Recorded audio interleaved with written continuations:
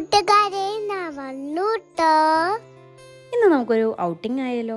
കിച്ചുമോൻ ക്ലാസ്സിലൊക്കെ പോകാൻ തുടങ്ങിയ പിന്നെ ലീവുള്ള ദിവസങ്ങളിൽ ഏതെങ്കിലും ദിവസം അവനൊന്ന് പുറത്തൊക്കെ കൊണ്ടുപോകാറൊക്കെ ഉണ്ട് കേട്ടോ.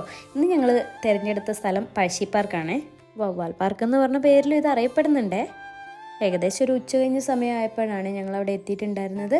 അങ്ങനെ ടിക്കറ്റൊക്കെ എടുത്ത് ഞങ്ങൾ ഉള്ളിൽ പ്രവേശിച്ചു കേട്ടോ. കയറുന്ന ഏരിയ തന്നെ ഒരു ഗാർഡൻ പോലെ സെറ്റ് ചെയ്തിട്ടുണ്ട്.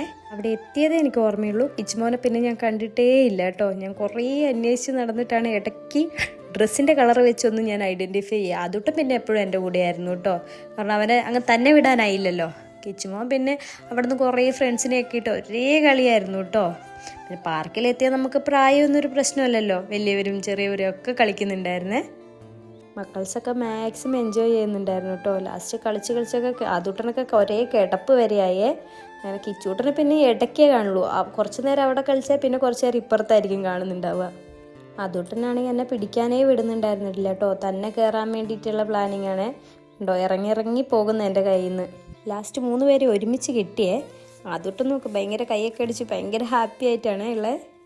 അത് ഇപ്പോഴാണല്ലോ കളിക്കാനൊക്കെ ഇച്ചിരി ആയത്. അപ്പോൾ അവനെന്താ ഇങ്ങനെ വരുമ്പോഴൊക്കെ ഭയങ്കര സന്തോഷമാണ്. തന്നെ കയറും എനിക്കാവുന്നുള്ള മട്ടിലാണ് ആദൂട്ടൻ. അവിടെ ഒരു കുട്ടി കയറാനൊക്കെ നിൽക്കുന്നുണ്ടായിരുന്നു. അതിനെ കയറാൻ വരെ സമ്മതിക്കുന്നുണ്ടായിരുന്നില്ല കേട്ടോ.